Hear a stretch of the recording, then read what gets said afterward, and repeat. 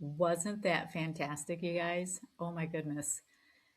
Yeah, I was pretty blown away. So hopefully you were as well. There are some free offers from Ramona in the show notes. Please follow, share, and rate this program. And if there's somebody that you know that needs to hear this program, please share it with them. Let's help one another. And give me 5 stars. That really helps me climb up in the ratings. So I appreciate that. And keep being you. See you soon. Hello, and welcome back to Over the Next Hill Fitness Podcast. I'm Carla Coffey, your coach and host for today's episode. If you are looking for a fitness coach or running coach, please email me, Carla at coffeecrewcoaching.com, and I would be happy to see if we are a good fit.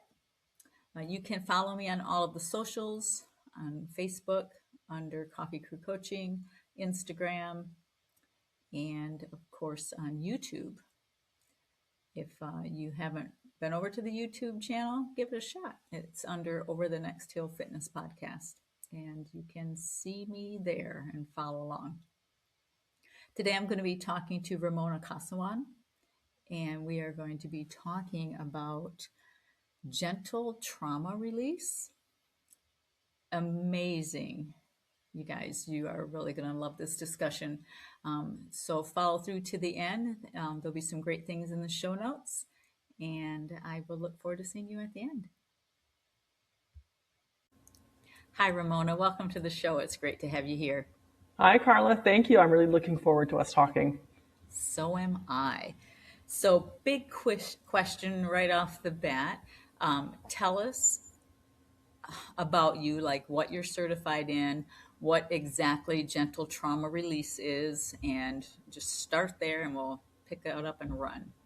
Sure. Well, I learned about the gentle trauma release method about 7 years ago. I was already practicing as a fitness professional. I had, done work in the past with weight loss and health coaching sort of things. And I had just completed a personal empowerment coach certification because I really felt drawn to getting a little deeper work with women, with the things they bump up against with their emotions, and how that seems to be such a deterrent to them achieving their goals or just being able to make themselves a priority. So in that process, I connected with the professor of the Gentle Trauma Release Institute, and this is an online international school that was fairly new at that time, and it's based on a holistic, complementary method of working with people who are functioning like they don't have a medical diagnosis per se, but living with the effects of trauma. And it's in a way that's very gentle and effective, but equips me to deal with the thing that we always bump up against as coaches, like whether it's fitness or weight loss or business coaching. There's always going to be something that comes up, especially when there's a struggle that seems to be on repeat. And being able to sit with women and do this deeper work has really shifted how I see things, and just knowing that our unconscious nervous system is really running the show most of the time. And our brave attempts to override it usually fall short or they don't last. And we're just so much more open to receiving joy when we can get out from under what our nervous system is carrying. And that's the foundational work that happens with this. So, if I'm that woman and I come to you, what are some of the steps that you're going to do to help me reveal what is wrong and kind of get to the bottom of it? Well, there's quite often when women connect with me, they aren't really thinking about trauma. Like back, years ago, I wouldn't have thought about trauma as being a problem for me. I didn't really know what it meant, except that maybe something horrible had happened, right? That's where people fall into trauma. But when women connect with me, they will quite often take a guide that I have, a free guide. It's called a Gentle Trauma Assessment, and it connects the dots to the physical, emotional, and cognitive symptoms that quite often accompany unresolved trauma or an excess accumulation of trauma. And it can be quite eye-opening and sometimes even a little bit triggering. But this helps you to go, ever since, caregiving my ailing parent, I've had XYZ symptom, right? Ever since my divorce, I've never been the same. It helps you to look at it from that angle of what is my body showing up. And from when a client is willing to work with me and we're both leaning in, going, yes, let's do this, let's work together. On the early onset of our work, we always look for what we call core traumatic events. And what that means is just an event that was significant to you in some way that's anchoring that bracing, protective, or freeze response in your body, regardless of how much time has passed and how much you've talked about it. It does not matter. So we kind of get curious in a relationship of safety to discover and release that. So your body goes, oh, that's not a thing anymore. It's not intrusive. It's not bothersome. It's not intense. I'm even having a hard time recalling the details. And then the changes happen in your body and how you're thinking organically as a result of that versus trying so hard. You're not trying so hard anymore. So, what might be an example of your body bracing or holding on to things that would indicate that you are suffering from some type of trauma? Well, physically, for example, it might be teeth clenching and headaches and muscle armoring and digestive upset. Even autoimmune conditions quite often accompany a history of trauma. Like there's probably more to it than that, but it's quite often those two are together. And it can also be very much your sense of self. So for some women, they're very high functioning and they look successful, but it's because they have this compulsion to perform underneath, right? So they can't give themselves grace. They can't give themselves a break. It's always push, push, perform, right? Or it might be just a sense of the future will just be a repetition of the past, right? There's almost this gloom and doom and the inner critic. So there's what you can get curious about is what do I no longer wish to experience physically, emotionally, motivationally? What am I not wanting to experience anymore? Or what do I want more of? Like even not feeling safe to be treated kindly, receive kindness can be a symptom of trauma. Being very uncomfortable with compliments, kindness, people helping you.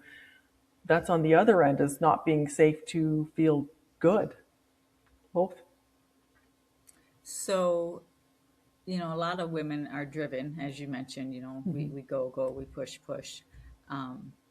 So is that then something I should maybe reflect back on? Where is this coming from? Is it not just my personality, but it's actually something deeper? Yeah, especially if it's causing you discomfort. Like maybe you're recognizing you're getting really burnt out, or you're not giving your body the care it needs, or your relationship with food has gotten really chaotic. Is it affecting you and making you unhappy in some way? Like we can be a high functioning, high performer person in general, but there are limits. So are we allowing spaciousness and rest? Are we giving yourself grace? Are we going with good enough sometimes rather than perfect? It's reflecting on, am I happy with this? So you mentioned our relationship with food. Are there other things that would stand out to me as a woman in that way that I go all of a sudden, yeah, I do have a relationship with food that's kind of gotten wonky. Are there other things like that that I can look forward to? I think you mentioned headaches and things like that. Is there like a list of other things? Yes. So this free guide that I mentioned, the Gentle Trauma Assessment, I mean, it won't name every single symptom, but it does cover a lot. And what you can look at is even go, well, I've had these 5 really bothersome symptoms since that stage of my life. And it's a little bit eye-opening. Or you might be noticing, oh, I have more symptoms than I don't. Like, it's easier to just check the ones that I don't have. And okay, well, no wonder you're having a hard time. Right. Like, stop beating yourself up. What I find, you probably hear the really trending topic about food noise, especially because a lot of people and women are considering that maybe GLP-1s are going to be something they're going to need to tame the food noise. And, if that's a direction someone needs to go, I'm not here to talk them out of it. But what I like to get curious about is if there isn't a medical issue and food noise is an issue, meaning that it just occupies your brain way too much and it feels like it's about the rules or the judgment or restriction in dieting followed by overcompensating with overindulgence because you're just whiplash one way or the other. Those are common signs that there's something going on with your nervous system. Like even for me, when I've gained weight very quickly in the past, it's always been during times of stress, extreme stress, and before I was in the place I am now. Not that I'm perfect, but I don't go through those massive swings anymore. I have other ways to support my nervous system, and I've resolved some of the stuff that before I hadn't. So yes, there's many things that can show up, and you can get curious about, well, I've been wanting to change this, or I know what to do, but I just can't seem to do it. So, is there a role that shame would play in this? Like aside from the trauma that actually happened, but maybe it's shame now that has gotten in? Oh, yes. I'm so glad you brought that up because my first coaching certification was personal empowerment coach certification. And it's actually based on the map of consciousness, which is based on the book Power versus Force and the emotional levels. So if we come into the world as a bright, shiny light bulb, 1,000-watt light bulb, pure love, we don't question who we are. But life gets to us and the light bulb dims. And down at the very bottom, the lowest energy emotion is shame. And that is without fail, always where trauma resides, without fail. It's not always some big catastrophic event. Sometimes it's an accumulation of experiences that repeatedly told you, I'm too much, I'm not enough, I don't matter, who I am is no good. That's at the root of it, who I am is no good. So absolutely, you've completely named it. Shame will not allow us to make our most empowered choices and behaviors and habits because it's not from a place of liking ourselves. Mm-hmm. So I know that the way we raise our children can have a huge effect on them later, right? So do you think that some of these things stem from, and I'm not blaming parents, right? Because, everybody does the best they can, but um, setting them up because of the shame, like, shaming them when they were younger, and that just festers as they get older because they were born as that big, bright, shiny light bulb, you say, Mm-hmm. but then as a parent, we could possibly be pushing them towards that trauma. Absolutely. Like we all have a different nervous system and we'll all be affected differently by our experiences. And in general, we'll do pretty okay if we have what we would call good enough parenting. Don't need to be perfect, just good enough. Mm-hmm. Where you felt safe to be seen and heard, right? What can happen is we have, behaviors and patterns, beliefs, and responses that are carried through generation. Two things can exist at once. Your parents can have done the best they can, and your experiences can wound you. Both can be true. Like for me, shame was definitely showing up when I hit some personal roadblocks myself. Like when I was going through periods of rapid growth and evolving into a version of me, just becoming this coach and really, really making very big, uncomfortable changes, my nervous system literally freaked out. Freaked out. I'm like, I know this isn't a motivation and strategy thing. I know this, right? And deep down, I felt parts of me were not lovable, not likable, not acceptable. I needed to hide them, bury them, mask them, wall them up. So for me, the healing process has allowed me to show up as I am now, more open, more relaxed, without judgment, without perfectionism. Like I'm not perfect, but I don't need to be. But absolutely, like our young experiences shape who we are. Our brain is developing and we pick up these patterns and then those patterns carry through into our adult relationships and behaviors and choices. Even though we don't technically need them anymore, that's like our default. So rather than judging and trying to blame and shame yourself out of them, I like to get underneath it and heal that little girl or that little boy that's carrying that wound so they feel safe again. Mm-hmm. So on my own, are there things that I can do? Like, for instance, can exercise help regulate some of this trauma and help um, not mask it, but help it get better? Because I know we, us runners, we joke all the time, you know, if I didn't run, I'd murder somebody, right? Where in reality, we just love it and we like to use that as an excuse, you know. But are there ways that we can help ourselves? Well, I like to consider it self-care. Self-care is, first of all, teaching your body that you care about you and showing your body in action that you care about you and that you're safe. And helping to burn off those stress hormones that our general lifestyle tends to accumulate. Like even just jumping in traffic every day, we're not meant for that. Our nervous system is not meant to be jacked for half an hour twice a day. Thankfully, I don't have to do that, but I feel for the people that do. I don't think it replaces the deeper trauma work as a part of the process, but it's definitely very valuable. Anything that makes you feel empowered in your body, connects you to your body, gives you peace, gives you joy, makes you like yourself, or reminds you that you're a likable person, it's all valuable. And when we do things with our body, it's getting us back in the moment instead of up in our heads and ruminating all the time.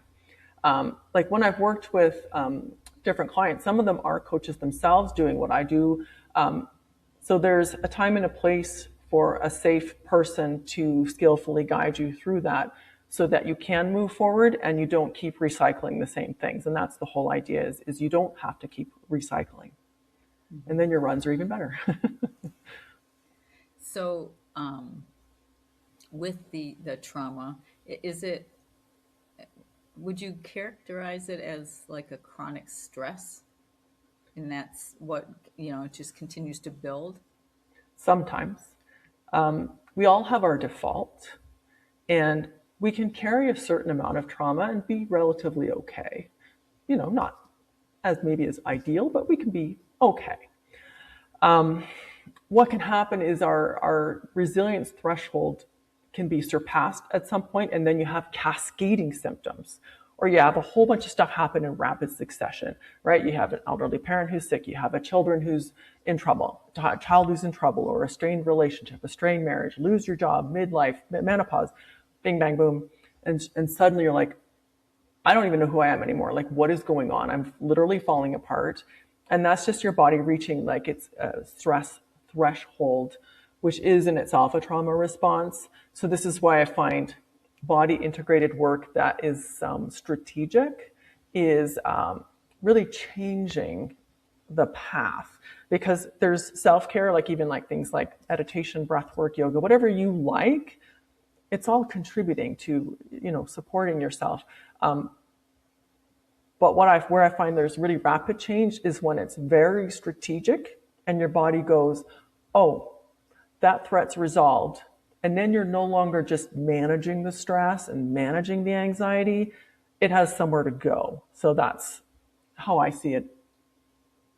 So when you talk about that, it is the process of that like funneling down to figure out exactly what that problem was, and that's how you end up managing it, and you can kind of boot it out and regulate things. Is that what you're Yeah, saying? like there's a little bit of structure and a little bit of flow, because part of the coaching process is connecting with the woman and looking at what's going on with her and what's presenting itself, and also what brought her here, right? The way this works generally, though, is we look for an event or a memory that's kind of holding this in place. And it doesn't always look like the big thing. It's not always some catastrophic event. Sometimes it is, but not always. And we resolve it by strategically activating your nervous system so that whatever it was is resolved on your body's consciousness. So if you recall that thing, it used to be right here and really intrusive and you had all kinds of reactions to it. It's no longer like that ever again. You're done. So that creates this cascading effect so that you naturally aren't micromanaging the feelings and the triggers around that. They start to kind of shuffle away and resolve themselves. And then you see what's left. So sometimes we need to look at the residue of trauma, which is the identity that formed that because of your experiences, that's more survival based. The boundaries, the behaviors, the inner critic, right? The ability to maintain your well-being. And that's like part of the process is the residue of trauma. And just to take the stigma out of the word, trauma is simply distress without resolve, right? So what's distressing for you doesn't need to fall into a checklist that someone else has about what trauma is. It's simply that feeling of feeling helpless, powerless, trapped, whatever it was in that situation. And it doesn't necessarily have to be all of those. It could be one of those. No, any one of those. So it's unique to the person. Like there's common things, but then everyone has their own experience.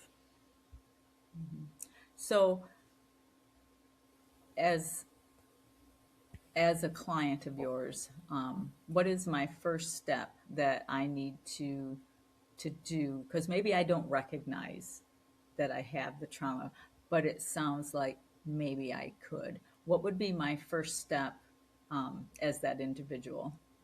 Well, what happens often is I cross paths with someone in it and she recognizes herself in what I'm talking about. Like any of these symptoms that we've kind of been touching on already, she'll be like, huh, okay. And that's where you might make use of some of the free resources like the Gentle Trauma Assessment. From there, maybe a conversation. So, if a woman's really wanting to know, what next steps make sense for me, if I'm not the person for her, I would help her explore what might she do, right? Maybe she needs some financial help to get out of an abusive relationship, right? I'm not that first person. But generally, I get an idea of what's coming up for you that you're not liking, what may be underneath it, and are you willing to receive support in a way that feels a little bit less conventional, working with your body in this holistic way. You're not just sitting and talking, so it feels a little vulnerable. So there needs to be a little bit of courage to go, okay, I'm willing to be a little bit vulnerable to know that on the other side of this is being free of it.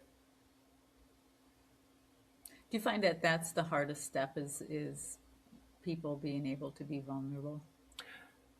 I think so. Like it was for me. Like I'm used to being the strong one and armoring up. And so for me, like one of the hardest things for me to do was to be vulnerable in any way. Right. So of course it's keeping me from experiencing joy and really fulfilling relationships. Like I had people I love, but they could be better when I'm able to soften that arm's length distance a little bit, or be able to show up as I am and not worry so much about being judged or liked. Yeah, so where was I going with this? I've kind of lost my train of thought for a sec here. We were just talking about people feeling vulnerable. Yes, so how do you kind of get past that too? It's that little bit of courage. Like for me to work with a woman, we need to vibe a little bit and be like, I'm excited to work with you. And she's like, I feel good about working with you. I very much create that safe space where you really can't be that way with other people, even with your spouse. Like I don't share with my husband the way I did with my own coach. Like it's a different relationship and he's hurt by experiences I've had if I share that way, whereas my coach is not. So what is so empowering is we take the power away from shame when we bring it out into the light in a safe, sacred place and resolve it. The shame doesn't have the same power when it's brought out of the cellar into the light, right? And it's just so freeing that it just takes that little bit of courage to go, okay, I want to do this. I'm just a little bit uncomfortable, and I respect and honor that, right? The sacredness of being in that vulnerable place with someone. Yeah, that's huge for people to open up for some things. Yes. So yeah. Yeah. I find that just in my type of coaching, which is physical coaching, right? I'm a personal trainer. But sometimes it's hard for people even to open up, for because I usually say, hey, how'd you do on your protein this week? And they say, well, I ate 6 packs of Oreos instead or whatever, and it's hard for people to admit the thing. And it's like, okay, well, we try better eating habits next week. Right. So So I can't imagine it because it's such a different, stage to be vulnerable in that sense. That shows a lot of courage for the woman that's opening up for that. Yeah, and it's really about the safety. So when that safe relationship and that safe place is established, it's like you're stepping outside of your life for a moment, and you can just be held in that space instead of needing to figure it all out yourself. Mm-hmm. What points haven't I asked you about that you really feel the audience needs to know about what you Well, do? where I find like if a lot of your listeners are fitness enthusiasts, right? Mm-hmm. Where I find that can tie in with the work I do. So basically, I'm working with the emotions, the nervous system, the identity. Is are you on one end where you're maybe over functioning and pushing yourself and not respecting your limits, giving yourself grace and downtime? Or are you maybe experiencing having a hard time making yourself a priority, like really centering yourself as the main character in your life unapologetically? You still do things for other people and have people you care about, but if you have a hard time and feel guilty being the main person in your life and taking responsibility and ownership of that, that's usually shining a light on an opportunity for healing. Or you may find that you're maybe very high functioning in certain areas of your life, like maybe with money or business or fitness, you're just killing it. And then you're like, why do I keep dating losers? Why am I letting my kids walk all over me? Why is my passive aggressive mother-in-law always such, whatever it is, it's just shining a light on an area of your life where perhaps there might be an opportunity for healing. Mm-hmm. Yeah. Is it typically women that you find this in? Because I feel like that's usually us. Well, I think being a woman, of course, I'm going to gravitate to more women. I have worked with men along the way, which has been, quite refreshing, but they're usually deposited by a woman at my doorstep, right? Someone's husband or Yeah. whatever, right? So if it's a good fit, great. But I think for women, there's just been disadvantages that we've had to work through that are typically specific to women. Like everyone has their issues that I'm not diminishing. Life as a human can be hard. But for women, we have like our sexuality, our femininity, the gender roles that are foisted on us, the need to, and the pressure to perform and please and to fit into these roles like wife, mother, daughter, whatever. But you're not really doing, this isn't yours. Where are you in Mm-hmm. this? And that's where I quite often intersect with women in midlife because it's hitting them like a ton of bricks. Like, my life is not my own. I don't know who I am. And this is where we get to work. Yeah. Do you find that more of your clients come to you either during menopause or after menopause because that's when all the other things hit the fan? Quite often. I think also because they relate to me, because being a midlife woman myself, like, I don't want to be coached by a 25-year-old, at least not about stuff about my life. Like, I want someone I feel is a little bit more understanding of my life experiences. It also can be other like big life upheavals. So at times I've connected with slightly younger women in the situations of menopause, or not menopause, sorry, divorce and separation, Mm. a life transition of some kind, or where they maybe hear about me through a friend and they realize that they've been working on themselves so hard, it's almost feeling frenetic. And they're like, I can hardly even breathe. I'm suffocating with this. So in that case, a younger woman would connect with you, even though she's not necessarily in the same life stage as me, which is Gotcha. fine. Yeah. I just, being an older woman, it seems like things make themselves more known when you start becoming limited by your age, Yeah, and your body's age and the things that it can no longer do. And I exactly. feel like sometimes that brings out the like, wow, so I need to address that. Yeah, and we could talk about like menopausal rage and things like that. Yeah. And yes, the hormones play a factor, and we absolutely cannot diminish how challenging it can be going through menopause and perimenopause. And it's usually at the busiest time of our lives as well. So we're in a bit of a pressure cooker. But it's like you said, like the house of cards starts to fall down. And sometimes that rage is extremely valid. I don't recommend just burning your life down and, exploding. But quite often when I work with women, we need to validate their rage and help them to release it in a way that's healthy and safe. But it is valid.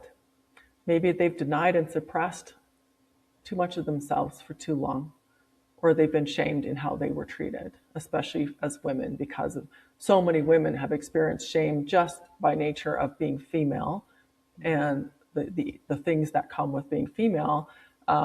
That the rage is valid and we need to work through it so it doesn't damage your body. Yeah. Yeah, for sure. Like I said, a lot of us run, so we feel like we don't murder people, and that's some of that Yes. rage. And that's valid. Absolutely. So you don't get stabbed, you take a run. Okay, let's do that. So, do you, in part of your therapy, I'll call it, do you recommend exercise, and can that help the nervous system settle down, or do you find that it actually has the opposite effect? It kind of depends on the stage that the woman is at. So sometimes when I connect with the woman, her nervous system is extremely depleted. She's very overwhelmed, and she kind of needs to get to a place where she's a little bit more resourced. So then we focus more on self-care as the big picture. So that might include, well, making sure you're eating some breakfast with protein, so you're not running on coffee for the first 9 hours of the day. Or it might be, what do you enjoy doing that gets you in your body? And quite often that might be walking in nature or dancing or whatever it is. And then if they're wanting to go to the next step and do more structured sort of things, then we'll address that together if that's the route that they want to go. So it is very individualized. So, how often, like percentage wise, is it 20%, 50%? Do you come across a woman who is just basically shut down and is no longer willing to even get out of bed? She's like, that was whatever happened yesterday was my last straw, and that's it. And someone has said, "Hey, look, you need to go talk to Ramona. Let's get you in contact." So usually when I connect with a woman, she is functioning to some extent. So if she's in the throes of clinical depression, for example, and isn't getting out of bed, then there will be some other support that she needs at that point. But what I find is that women are just kind of white knuckling and holding on by a thread, or they can't move forward with steps and goals or actions that they kind of need to take, and they just can't. So that's like the freeze response or numb apathy. Or the other side, like her throat's literally closing up. She's so stressed out and she's trying so hard to work on herself, and she just she can't see her way through, right? There's no creativity, resourcefulness, or resilience there. So that's usually where we would, of course, focus on gentle trauma release and getting her some relief. The other side of thing is a woman's functioning, somewhat okay, but this is sticking point. So as an entrepreneur, maybe imposter syndrome is taking over and she's having a hard time asking to be paid properly. Or she's, starting to get active, but food noise is occupying her brain all the time. And if she eats one cookie, she eats 25 cookies, right? So it's just like, well, what's going on here with your nervous system? Usually not to the stage that they're in bed for a week straight, because they wouldn't think to contact me, and they might need some medical help at that point. So it's not necessarily at the low bottom or they're overachiever. Usually is in the middle there. Yeah, like definitely high achiever, definitely someone who's had a low point, but not to the point that they need medical intervention, because they're not maybe quite ready for coaching yet, because this is coaching, right? So they might need some other supports, medication or a diagnosis if it is really that severe. But most of us, we're doing the best we can. We're plodding along. and either our resilience is surpassed because of an accumulation of stuff that happened, or menopause just allows us, just reveals the cracks in our coping mechanisms, or we just find that we're just not happy and we want to find a way to be more happy and aren't quite sure how to do that based on what we've already been trying. Yeah. So do you describe it sometimes as, well, I was happy and now I'm not, and I don't know why? I don't know if that's the word, what, like, Yeah, describe it, but is that kind of what you would say? Yeah, I need to talk to you. yeah, it can be. Yeah, because it might be like I've achieved everything that I set out to do. My life looks good on paper, but I'm not happy. Right? So we've moved ourselves towards all the things we thought we should do, or based on a version of ourselves that we were 15 years ago. And we're realizing, well, is this all there is? That's what I hear women asking midlife. Is this all there is? And that's where the combination of the therapeutic and the coaching hold hands, right? To help you work with the identity and the persona that you became to perform. But now you're ready to expand. So we got to like shed some old skin here and get rid of some boat anchors so you can be free and become that woman. Yeah. I think sometimes we set these goals, and then when we reach them we go, wait a minute, I thought things were going to be so much different. And it's like a fairy tale that we had created, and then all of a sudden it's like, oh well, that sucked. Now what? Exactly.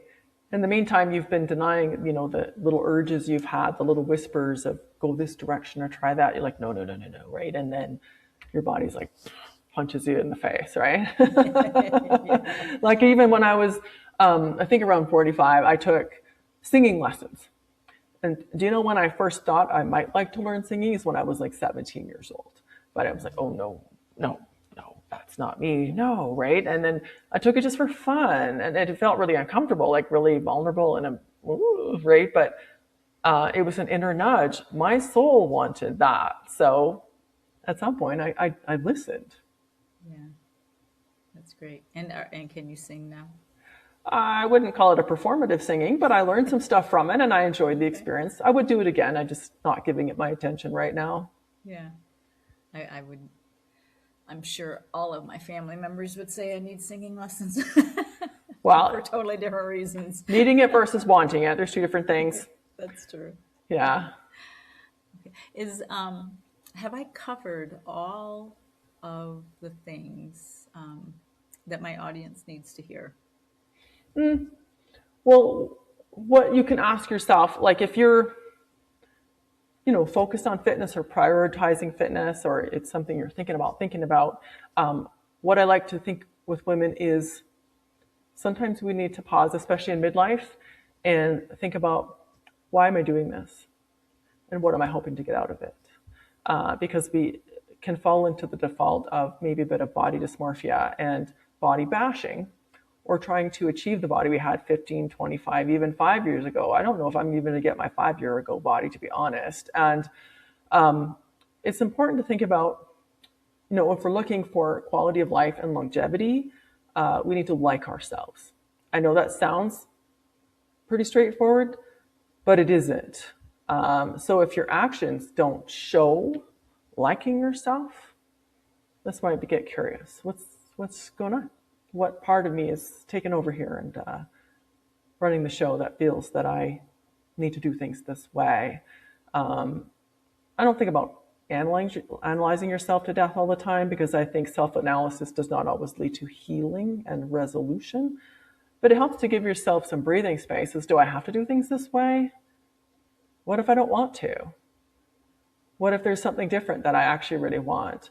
Because my values are really about, if you're going to incorporate the pillars of fitness and food, do it in a way that you can live in that space, like yourself and like what you're doing, while still moving towards the body you want to live in. Do you think that a lot of it stems because women don't know how to say no? Because you just said, Sometimes. if you don't like to do that, why are you doing it? And so I wonder, because we don't say, You got 8,000 things on your plate, and your best friend says, "Oh, but can you come over and help me do this or you whatever?" And you go, "Oh yeah, okay," because Yeah, and then that was what kind of broke the camel's back. it is very common. I find more so in women than men to, you might call yourself a people pleaser. It's not who you are. It's just how you adapted to manage chaos, manage other people's emotions, be safe. Mm-hmm. And that's where I was coming up across this years ago with women who would feel so much shame because they couldn't achieve their goals, because they couldn't make their basic self-care a priority. Something always bumped them off the list. So yeah, it's about, it is uncomfortable to set boundaries and limits when you're just starting to think about it. I find if there's an accumulation of trauma, it can be wildly uncomfortable to think about someone being displeased with you. And it's not out of kindness, it's about of the consequences of letting someone down. So it's a way of managing your environment, and then society rewards it, right? So yeah, that starts to unravel. But you can choose small things, and it doesn't need to be like, you don't need to be like an iron fist, no to everything. It's more like, let me get back to you on that, or politely declining without over explaining, or saying yes to something that's really important to you that no one else understands because that doesn't matter, right? So maybe saying yes to something that's important to you that other people might judge, okay, that's on them. That's part of it too. It, how closely related are guilt and shame? I feel like a lot of women today, if they can't be, that perfect wife, perfect mother, they feel so guilty about it. Are they closely related or? Yeah, you're totally nailing this. So it's like you've been studying the map of consciousness. So down at the very lowest, like the 10-watt light bulb, the 20-watt light bulb is guilt. So it's just above shame. So shame says who I am is no good.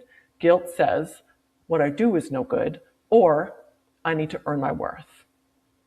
So it tells, and underneath that, without fail, in my experience, there's always an element of trauma. It might be a pattern that was reinforced over and over and over again in your childhood or in some other way, but those are very low energy emotions. So it's hard to live your best life, so to speak, when those emotions are taking over a lot, because they will dictate behaviors that don't take you where you want to go. So I find by resolving whatever's underneath it, you shift up naturally. The guilt and shame, you shift up. So I'm not foisting anyone up. It happens naturally, like letting go of a balloon and it just rises, right? That's what happens. Mm-hmm. Yeah, because of when I run, I don't always run alone. I run in a group of typically women, and the talk of, well, you should do that. Well, I got to do things for the kids instead, or things for my husband instead. And so they, even sometimes being on the run, they feel guilty because they're away from the house. Yeah.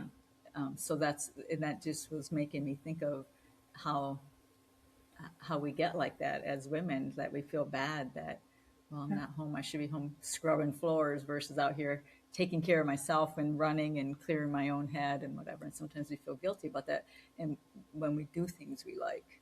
So I can see how So that. true. Yeah. Yeah, Very accurate reflection. yeah, yeah. Yeah. Unlike me. Yeah. I was never the martyr type. I've certainly witnessed that a lot, and it's just an adaptation. It can be reinforced, and I mean, motherhood in itself is, a very big life-changing event, and you'll never be the same after. So it can be just kind of a learning process to claim your identity as you are still a whole person in and of yourself. You are a woman and a human being worthy of self-care, love, and attention, even though you might have more asked of you at certain stages with your children, and that's okay. Mm-hmm. Yeah, but you can't lose yourself. You have to No. take care of yourself to take care of them. Well, you're also modeling for them Mm-hmm. what an empowered woman is, and bringing them a healthier, happier version of yourself.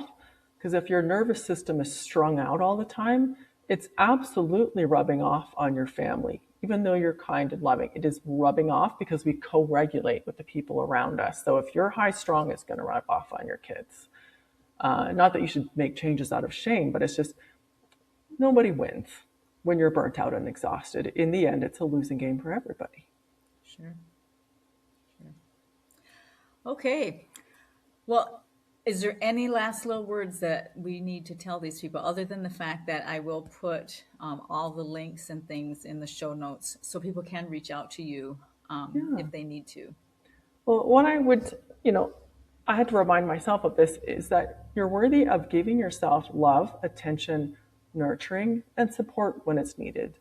It's not like you need support 24/7, but sometimes at certain junctures to break through like a glass ceiling, to break through an area that you just can't seem to, getting a little bit help along the way is actually very courageous. It's not weak.